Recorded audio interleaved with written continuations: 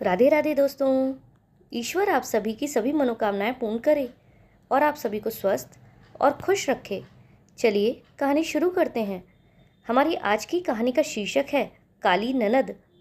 निशा की कुछ सहेलियां घर पर आई थीं और मधु उनके लिए नाश्ता तैयार कर रही थी। मधु ने एक आवाज़ भी लगाई नाश्ते के लिए, लेकिन निशा बातों में मस्त थी, इसीलिए मधु खुद नाश्ता लेकर बाहर आ गई। जैसे ही मधु आई, निशा मधु पर चीखने लगी, दीदी आप क्यों नाश्ता लेकर आई हो मेरी सहेलियों के लिए? मैंने मना किया था ना आपसे कि बाहर मत आना। क्या ज़रूरत थी आपको आने की? मैं खुद आने वाली थी 2 मिनट में। सब्र नहीं हुआ आपको? कर दिया ना मेरी सहेलियों के सामने मेरा अपमान। पड़ गई आपके कलेजे को ठंडक, काली कलूटी कहीं की। शक्ल देखी है अपनी, नौकरानी से भी बदतर दिखती हो। निशा मधु पर लगातार चिल्ला रही थी, लेकिन मधु चुपचाप सुन रही थी। बस इतना ही बोली कि माफ़ कर दो निशा, गलती हो गई, पर नाश्ता ठंडा हो रहा था और मैंने तुम्हें आवाज़ लगाई थी पर तुमने नहीं सुना, इसीलिए मुझे आना पड़ा। कितनी आसानी से कह दिया आपने कि आपसे गलती हो गई, और मेरी सहेलियाँ क्या सोच रही होंगी कि इसकी ननद कैसी दिखती है।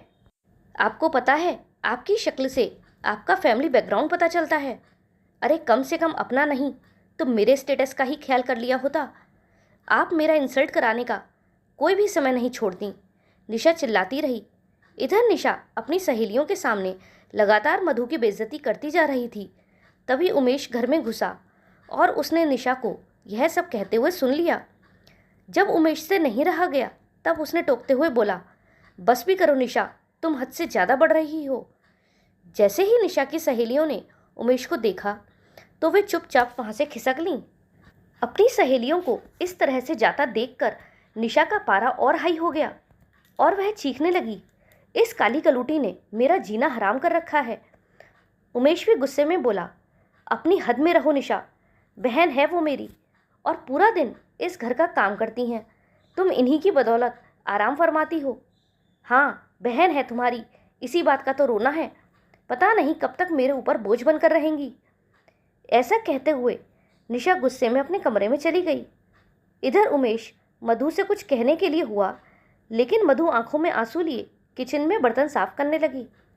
उमेश उसके पास जाकर कहता है कि सॉरी दीदी, आपकी ज़िंदगी मेरी वजह से ख़राब हो गई, पर अब मैं कुछ ना कुछ ज़रूर करूँगा आपके लिए, ताकि आप सुकून से जी सको। दीदी आप पूरा दिन काम करती हो, मगर निशा की नज़र में इसकी कोई कदर नहीं। जब आप यहाँ नहीं होंगी ना, तब पता चलेगा इसको। उमेश की बात सुनकर मधु फीकी हंसी हंसते हुए बोलती हैं, अरे पगले, मैं भला कहाँ जाऊँगी। ऐसा कहकर मधु फिर से अपना काम करने लग जाती है।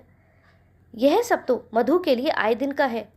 निशा आए दिन उसका इसी तरह अपमान करती रहती है, जबकि मधु पूरे घर का काम करती है और साथ ही अपने भतीजे आशु की देखरेख, उसे खिलाना पिलाना संभालना सब मधु ही करती थी। फिर भी निशा को मधु से कोई ना कोई प्रॉब्लम रहती ही थी। उसके अनुसार मधु का काला होना उसकी सबसे बड़ी समस्या थी। आज उमेश बहुत दुखी था। मधु के बारे में सोचकर उसकी आंखों से आंसू बह रहे थे। तभी सोचते सोचते वह बचपन की यादों में खो गया। मधु जब मात्र 10 साल की थी, तभी उसकी माँ एक बीमारी की वजह से चल बसी। पापा और मात्र 3 साल का भाई उमेश ही साथ थे।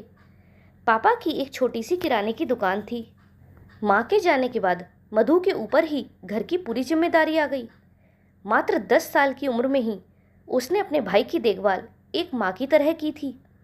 10 साल की उम्र से ही भगवान ने उसे ज़रूरत से ज़्यादा बड़ा बना दिया था। उसके लिए माँ भले ही मर गई थी, पर उसने अपने छोटे भाई उमेश को उसकी माँ की कमी कभी महसूस नहीं होने दी। यहाँ तक कि उसने अपनी पढ़ाई भी रेगुलर छोड़ दी और प्राइवेट पढ़ाई शुरू कर दी।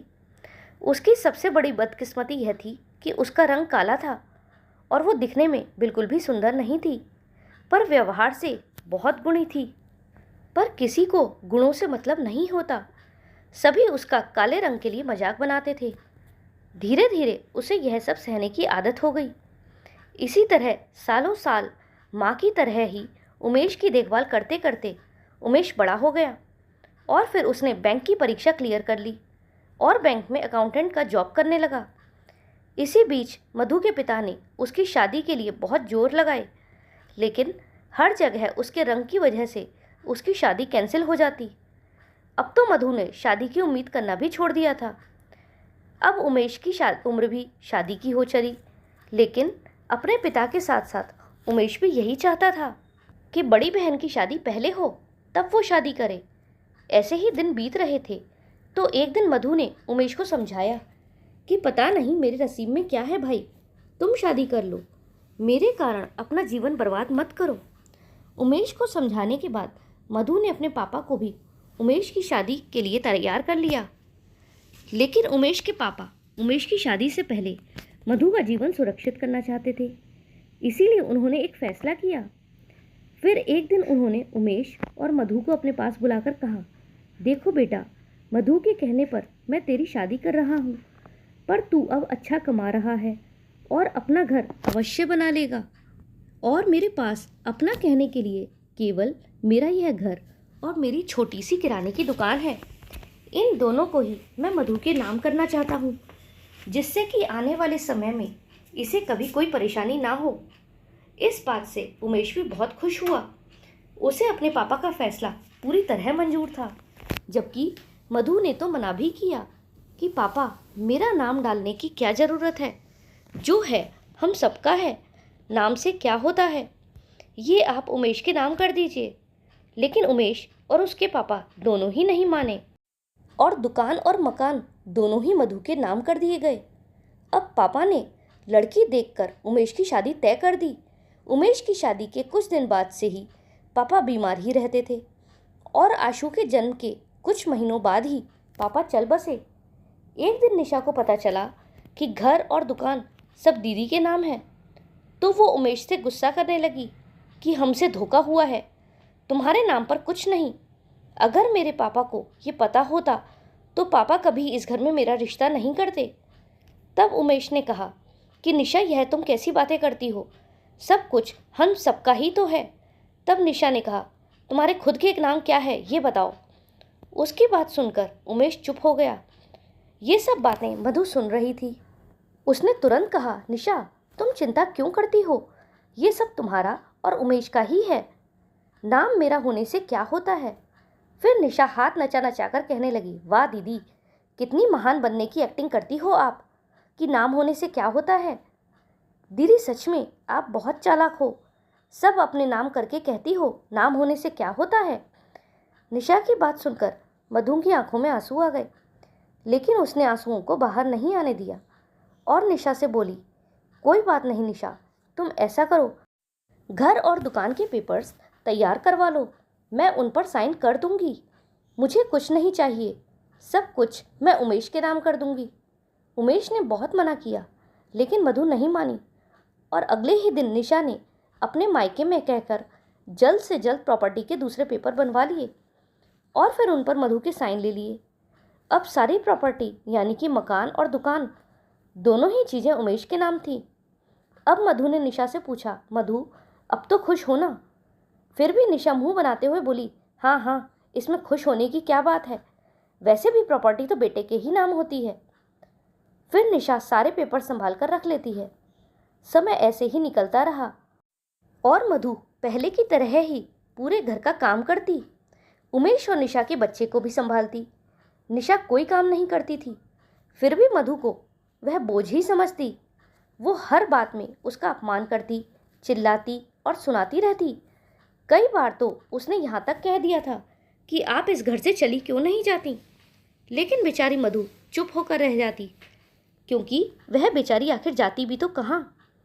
यह सब बातें सोचते सोचते उमेश अपने मन में एक बहुत बड़ा फैसला कर रहा था, क्योंकि आज जो कुछ भी निशा ने मधु के साथ किया था वह उमेश के हृदय को कचोट रहा था।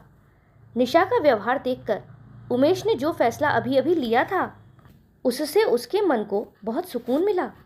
अगले ही दिन उमेश ने चुपचाप अपनी अलमारी में से घर और दुकान के पेपर्स निकाले और उन्हें लेकर बाहर चला गया। निशा ने पूछा भी कि कहाँ जा रहे हो। उसने कहा, मुझे कुछ ज़रूरी काम है, अभी आता हूँ, तुम्हारे लिए एक सरप्राइज़ है। उसके बाद जब उमेश घर लौटा तो वह बहुत खुश था। उसके हाथ में कुछ पेपर्स थे लेकिन उसने उन्हें छिपा कर रखा था। फिर उसने चुपचाप मधु के पास आकर कहा कि दीदी, इन पेपर्स पर साइन कर दो। मधु ने पूछा भी कि यह कैसे पेपर्स हैं। तब उमेश ने कहा, कुछ नहीं दीदी, बस ऐसे ही, बस आप इन पर साइन कर दो। मधु को अपने भाई पर पूरा विश्वास था, और वैसे भी उसके पास था ही क्या जो उससे छिन जाता। इसीलिए उसने चुपचाप उन पेपर्स पर साइन कर दिए। मधु के साइन करने के बाद उमेश ने राहत की सांस ली। वह बहुत खुश था, लेकिन उसने अपनी खुशी किसी से भी शेयर नहीं की। ऐसे ही कुछ दिन और बीत गए, लेकिन निशा के बर्ताव में जरा भी परिवर्तन नहीं आया था। वह इसी तरह मधु का अपमान करती रहती थी।